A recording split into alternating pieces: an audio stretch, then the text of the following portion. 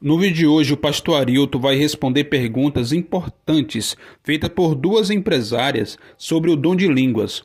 Elas querem saber como funciona essa questão, pois a doutrina da subsequência diz que após o batismo no Espírito é necessário, ou melhor, é obrigatório falar em línguas. Mas isso é bíblico? As línguas mencionadas na Bíblia são idiomas maternos ou línguas que não existem? E afinal, que língua é essa que muitas pessoas falam hoje em dia? O pastor Arilton fará uma explicação detalhada, verso a verso, direto da Bíblia. Então assista até o final e deixe seu comentário sobre o que você pensa sobre o dom de línguas. Vamos ao vídeo. Tiesa? Então, pastor, em relação ao batismo, tem lugares que se falam que tem o batismo das águas e tem o batismo do Espírito Santo, que é o dom de línguas, né? E como podemos saber se realmente a pessoa foi batizada no Espírito Santo? Ok. Essa pergunta é muito boa porque ela nos permite explorar um pouquinho mais a respeito do ministério do Espírito Santo. E quando falamos em batismo do Espírito Santo, nós devemos entender que isso começou, o Espírito começou a sua dispensação lá após Cristo ascender aos céus. Então vamos entender um pouquinho como funciona o ministério do Espírito e eu vou chegar nesse ponto que tem a ver com o dom de línguas. Olha o que disse Jesus, a promessa que ele fez em João 7,39. Isto ele disse com respeito ao Espírito que haviam de receber os que nele crescem, pois o Espírito até aquele momento não fora dado, porque Jesus não havia sido ainda glorificado. No plano de Deus não existe hiato, não existem lacunas. Deus estabeleceu um plano perfeito. Então Cristo veio, se encarnou e quando estava terminando o seu ministério terrestre e ele deveria voltar para os céus, ele prometeu o Espírito Santo, o outro Consolador igual a ele. Agora Jesus falou que ele só daria o Espírito quando ele fosse para os céus. E João vai dizer que o Espírito não foi dado enquanto Cristo não foi glorificado. Agora, o que significa a glorificação de Cristo? Significa a volta, o retorno dele para os céus, quando o Pai aceita o sacrifício do Filho em favor da humanidade. Então, quando Cristo volta para os céus e o seu sacrifício é aceito, é aí que Cristo é glorificado. E então ele envia o seu Espírito. O Espírito não fora dado porque Jesus ainda não havia sido glorificado, diz João no capítulo 7. E posteriormente o Espírito foi dado. Vamos a um outro texto de Atos 2,4, que eu vou responder a sua pergunta, Tiesa. Atos 2,4 diz, todos ficaram cheios do Espírito Santo e passaram a falar em outras línguas, segundo o Espírito lhes concedia que falassem. Então, em Atos 2, nós temos o registro histórico que ocorreu lá em Jerusalém, da dotação do Espírito Santo. Então, a primeira vez que o Espírito Santo foi dado foi no dia de Pentecostes. O que era Pentecostes? Era uma festa israelita. O povo de Israel tinha 7 festas que eles celebravam ao longo do ano. E uma delas chamava-se Pentecostes. Tinha a festa da Páscoa, a festa dos pães asmos, das primícias. Eram 7 as festas. Uma delas era chamada de festa dos Pentecostes. Essa festa acontecia 50 dias após a Páscoa. Daí a palavra penta, que tem a ver com 50, e costes, que tem a ver com Páscoa. Então, Jesus morreu por ocasião da Páscoa. 50 dias depois da morte de Cristo, veio a festa de Pentecostes. Aí Jerusalém estava recebendo mais uma vez os seus adoradores, judeus de todas as partes que vinham a Jerusalém para celebrar a festa do Pentecostes. Então eles estavam em Jerusalém, os discípulos lá no cenáculo, escondidos, porque estavam sendo perseguidos, nesse momento. E então Cristo disse para eles que eles deveriam ficar em Jerusalém, até que do alto eles recebessem o poder do Espírito Santo. E Atos 2 está descrevendo o momento em que eles recebem o poder do Espírito Santo. E lá em Atos 2 é dito que eles receberam o Espírito e falaram, que diz o texto? Outras línguas. Então aqui está um ponto que a gente tem que observar. O batismo do Espírito Santo é quando uma pessoa é cheia do Espírito. E quando isso acontece? Quando a pessoa se abre, se entrega ao Espírito. Isso pode acontecer em qualquer momento da vida da pessoa. Qual é a evidência que a pessoa foi batizada com o Espírito Santo? Não é o falar línguas. A evidência que alguém está cheio do Espírito é os frutos do Espírito. Essa é a evidência. Então, quem tem o Espírito produz os frutos do Espírito. Agora, em algumas circunstâncias, Deus vai dar para os seus seguidores o dom de línguas. E em que circunstâncias Ele vai dar? Quando houver necessidade delas e quando Deus quiser alcançar alguém com o Evangelho. Por que é que os discípulos em Atos 2 falaram em outras línguas? Porque estavam reunidas em Jerusalém, segundo o texto, 14 nações que não falavam a língua dos discípulos. Tanto é que eles disseram assim em Atos 2, não são estes aí galileus os que estão falando? Como, pois, ouvimos cada um deles falar em nossa própria língua materna? Então, que língua os discípulos falaram? Língua materna de alguma nação das que estavam em Jerusalém no dia de Pentecostes. Então, dom de línguas é a habilidade sobrenatural que Deus dá a alguém para falar uma língua com a qual ele nunca teve contato. E quando houver necessidade para isso. Então, os discípulos falaram línguas que eles nunca haviam estudado. E foi assim que o Evangelho foi pregado, e só naquele dia 3.000 pessoas se converteram e foram batizadas. Alguns ensinam que falar em línguas é evidência do Espírito, mas a Bíblia não ensina isso. A Bíblia ensina que a evidência de que alguém tem o Espírito são os frutos do Espírito, que nós lemos outro dia em Gálatas 5, 22 e 23. Não sei se eu respondi sua pergunta. É isso, Tiessa? Cíntia, né? Isso. É que sempre na igreja eu ouvi falar que a evidência do batismo no Espírito Santo é falar em línguas, né? Aí trouxe dúvida agora, assim, porque em 1 Coríntios 14 diz, porque se eu orar em línguas desconhecidas, meu espírito ora bem. Aí o que ele quer dizer com isso? Língua desconhecida não quer dizer que uma língua que não se fale em algum local.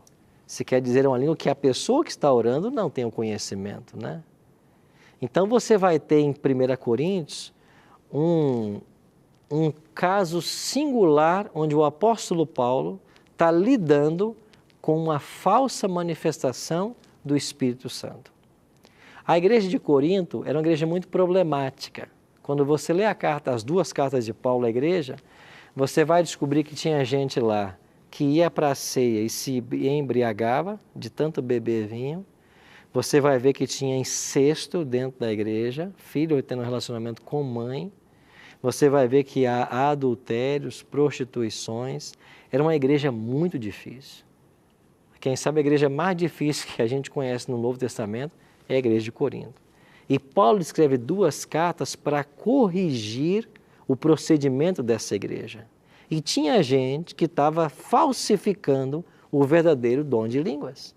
Aí Paulo começa a argumentar com eles e vai ter um momento que Paulo diz assim, vocês sabem que eu falo línguas, mas eu prefiro falar algumas palavras que todos entendam a falar milhares de palavras que ninguém entende. Então é Paulo quem nos ajuda a sistematizar os dons espirituais. E ele vai dizer em 1 Coríntios 12 que os dons espirituais têm 2 propósitos, edificar e instruir. Então, dom espiritual é dado para isso, edificar e instruir. Então, se não está havendo edificação e instrução, o dom espiritual não está servindo para o seu fim. Então, quando a gente olha para o Novo Testamento, não apenas para um texto, mas para todo o Novo Testamento, a gente descobre que houve momentos em que as pessoas falaram línguas. Há momentos claros que vai dizer que ali haviam pessoas que precisavam ser evangelizadas e que não falavam a língua dos apóstolos, como por exemplo em Atos capítulo 2. Você vai ter outras ocasiões que vai haver o dom de línguas, mas não se menciona ali que haviam pessoas que falavam outras línguas. Bom, a gente subentende que se o dom foi dado, é porque havia necessidade. Porque deixa eu perguntar para vocês, que necessidade tem Deus agora de me dar o dom de falar, por exemplo, numa língua russa? Se todos vocês entendem o português, por que Deus vai me fazer falar uma outra língua que não é a língua que vocês entendem? E quando hoje existem manifestações em muitas igrejas, pretensos dom de línguas, a pergunta que eu faço, a língua que está sendo falada ali é materna de qual nação? É o inglês? É o japonês? É o chinês? É o coreano? Que língua é aquela? Aí você, quando entrevista as pessoas, e eu já entrevistei várias, a resposta é a mesma. Eu não sei o que eu falei. Você fala línguas? Fala. O que você fala? Eu não sei. A pessoa não sabe o que ela falou. Se eu não sei o que eu estou falando, e se quem está ouvindo não entende, como é que nós podemos preencher os dois requisitos que Paulo dá para nós, de que o dom espiritual tem que edificar e tem que instruir a igreja? Então nós temos que pensar com mais carinho a respeito desse assunto. Agora, pastor, por que então que as pessoas falam? Eu vou dizer para você. Porque quando a gente chega no movimento pentecostal ou neopentecostal, todo mundo ensina que quem fala línguas é porque foi batizado com o Espírito Santo. Eu já vou te dar a palavra, Fernando, pode perguntar. Já respondeu. Então, ensina-se no movimento que todo mundo que fala línguas é porque foi batizado com o Espírito Santo. E quem não fala é porque não foi batizado. Aí a pessoa se sente numa pressão tão grande por falar, que em dado momento, em algum momento da vida dela, ela vai começar a falar coisas que nem ela mesma entende. Agora, isso acontece por quê? Porque a pessoa, na sinceridade dela, está buscando seguir a orientação que é dada do púlpito por pastores. Então, ela, na sinceridade dela, acaba falando. Agora, o que ela falou? Ela mesma não sabe. E o que a gente deduz? Que ela falou por uma pressão de grupo, porque todos estavam falando e a pessoa acabou falando também, no desejo que ela tem de ser batizada pelo Espírito Santo. Sim, Fernanda. Então, mas, por exemplo, eu tenho irmãs na minha igreja muito sinceras em oração, em busca em Deus. Elas buscam muito o Senhor e a presença do Senhor, tanto na palavra quanto em oração, e elas falam em línguas estranhas, que realmente não é língua nenhuma de nenhum país, né?